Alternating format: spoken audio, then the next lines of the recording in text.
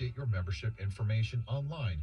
If you need to update your payment information, mailing address, or email preferences, it takes just a couple of minutes when you visit our membership hub. While you're there, consider switching to automatic bank withdrawal.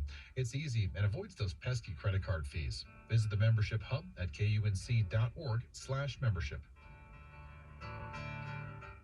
KUNC is supported by your sustaining membership and by the Women's Clinic of Northern Colorado, welcoming nurse midwife Amanda L. Johns to their Fort Collins Clinic, offering holistic and supportive midwifery services. Info at womensclinicnoco.com.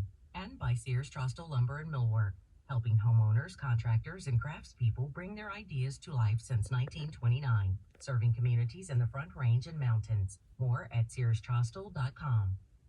I'm Marco Werman. You're with The World.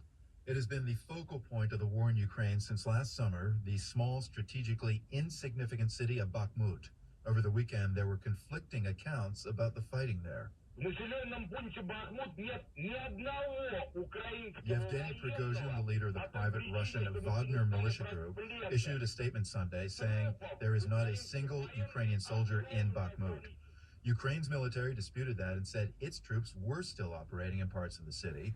President Volodymyr Zelensky, speaking in Japan, did acknowledge that most of Bakhmut is now in ruins. They destroyed everything. There are no buildings. It's a pity, it's tragedy, but for today, Bakhmut is only in our hearts. There is nothing on this place. So, just ground and a lot of dead Russians. Just ground and a lot of dead Russians. The fighting in Bakhmut began nearly 10 months ago. The city was once an industrial center in southeastern Ukraine, home to around 80,000 people. Now, drone footage shows a smoldering wasteland of damaged buildings. Both sides have lost large numbers of troops fighting over the city.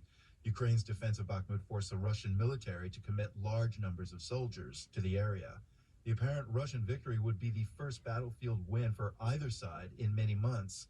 But the Ukrainian military also says it has broken through Russian defenses outside of Bakhmut, so it seems unlikely that the fighting in that part of the country is over. Aside from the ground battle in eastern Ukraine, President Zelensky says Ukraine's air defenses are a priority going forward.